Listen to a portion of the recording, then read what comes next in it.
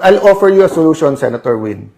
Mag-meeting tayo, may naiisip akong solusyon kung sino ang tunay na Senate President kasi yung 3 libro na hawak ko ay nagsasabing yung legitimate Senate President, yung nahalal nung 13. No? By the way, guys, let me go to that muna na mabilis. Ito. Sabi po sa Philippine Constitution, hindi lang to sa rules, sa Philippine Constitution, nakalagay po dito, the Senate shall elect its President and the House of Representatives its Speaker by a majority vote of all its members. Of all its members. Iba po yun sa sinasabi dito, a majority of each House shall constitute a quorum to do business, but a smaller number may adjourn from day to day. So yung a majority of each House and a majority of all its members, magkaiba yon. Each House may determine the rules of its proceedings. So kung titingnan mo ang rules natin, yung officers po, yung secretary, yung sergeant at arms, Senate President pro tempore at Senate President, 13 ang kailangan. Kasi all members. So, ang Constitution ay nagbibigay ng power sa rules at sinasabi po dito sa dalawa na kailangan 13. So, kung walang 13, hindi kayo tunay. Sa mga kapwa ko Pilipino, malinaw na nakasaad sa konstitusyon, walang sinumang senador ang maaaring lehitimong tumayo bilang Pangulo ng Senado batay lamang sa 12 boto. Ito ay pinagtibay sa ilalim ng 1987 Constitution.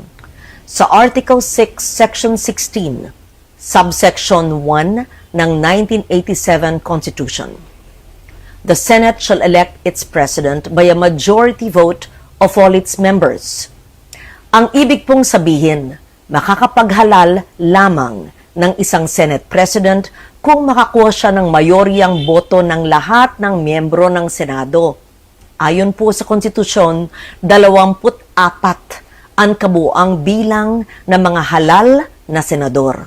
Kaya naman, 13 po ang kinakailangan para magkaroon ng mayorya. Nakalagay din sa alituntunin ng Senado, sa Rule 2, Section 2, na the officers of the Senate shall be elected by the majority vote of all its members.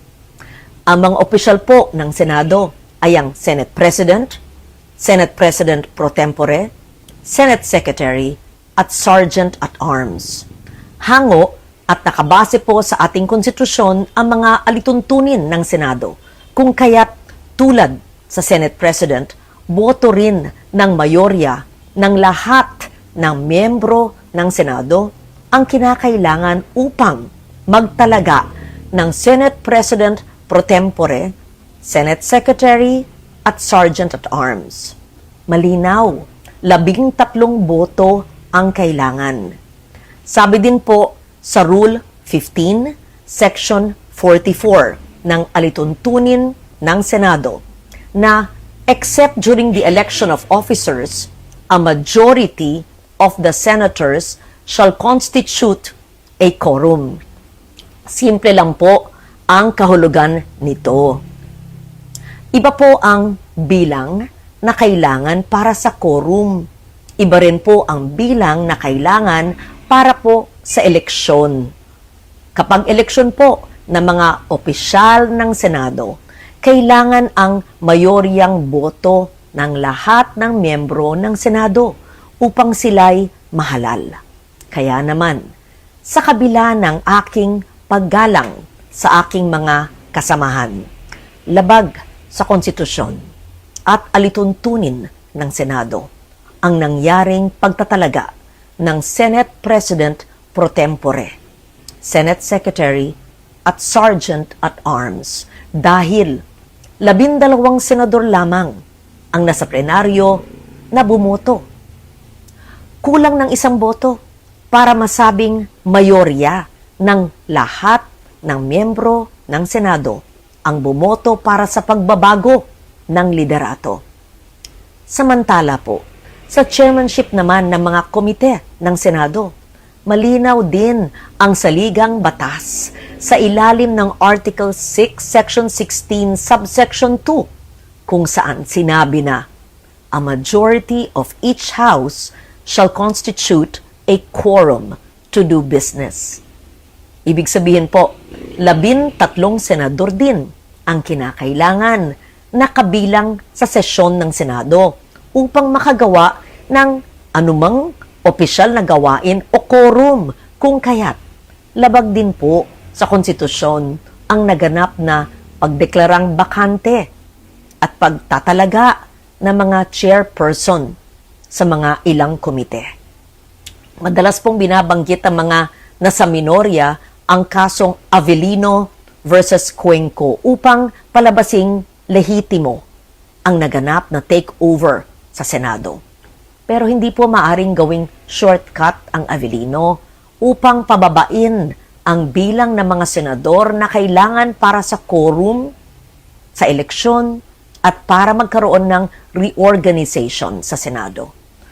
1949 pa ang kasong ito at naganap sa ilalim ng 1935 Constitution. Nagbago na ang ating saligang batas, 1987 Constitution na ang sumasaklaw po sa atin. Dito, malinaw na 13 ang kinakailangang boto para maghalal ng Pangulo ng Senado at parehong bilang din ang kinakailangan para sa pagboto ng mga opisyal. Hindi rin bago ang patakarang ito noong pang 1973 Constitution. Malinaw na ring nakasaad na ang Speaker ng National Assembly ay dapat mahalal sa pamamagitan ng mga mayoryang boto ng lahat ng miyembro. Kung tatanggapin natin na maaring basta-basta na lamang bawasan ang bilang ng mga senador na kinakailangan para sa eleksyon ng mga opisyal at pinuno ng mga komite, malaki ang magiging epekto nito sa operasyon ng mataas na kapulungan.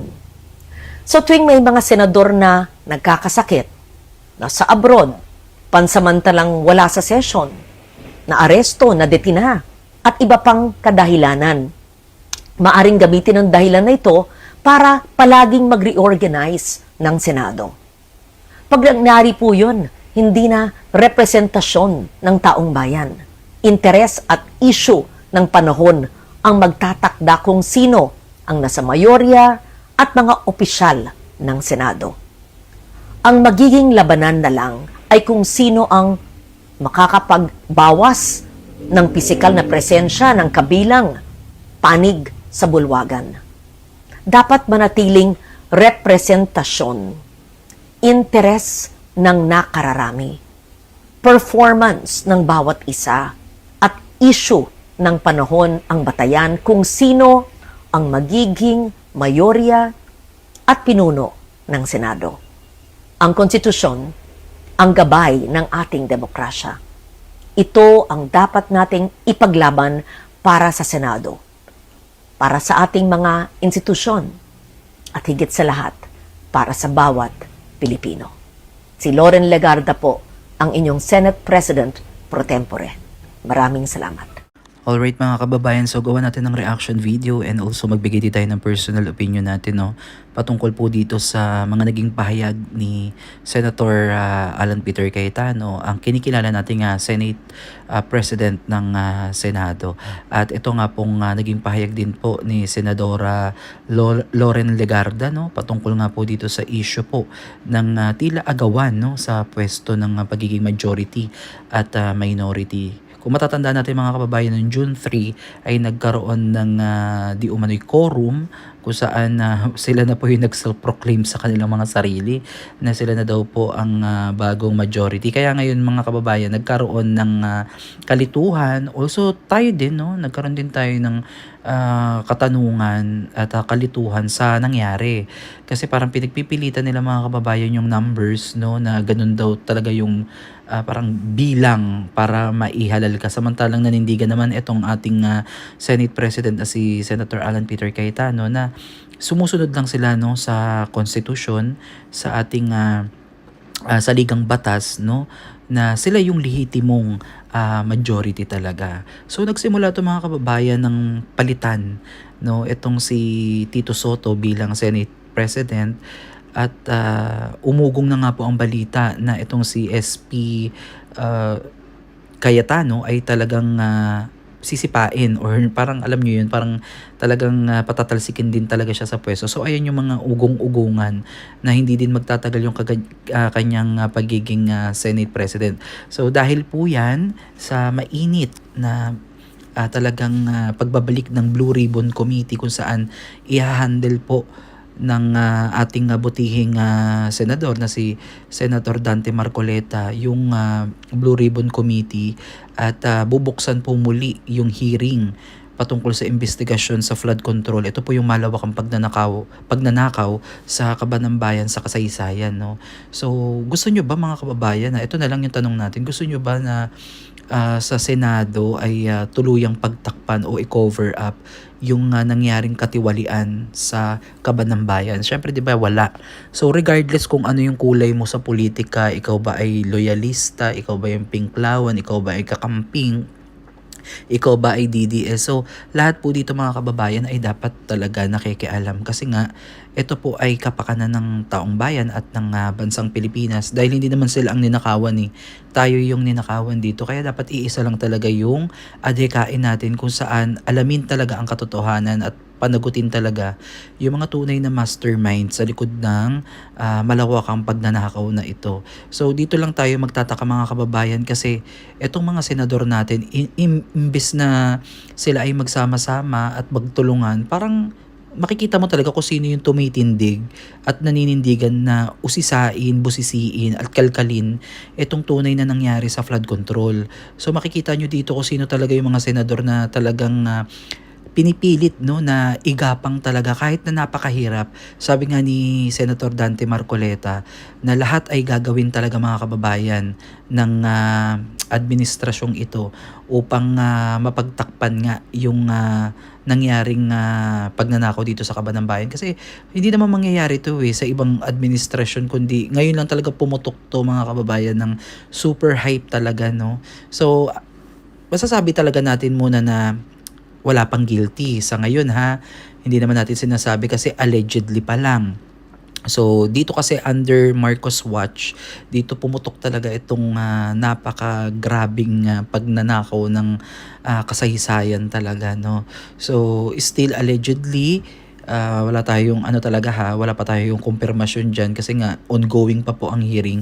Kaya ito po yung purpose ng Blue Ribbon Committee kung saan uungkatin lahat ng gustong magsalita.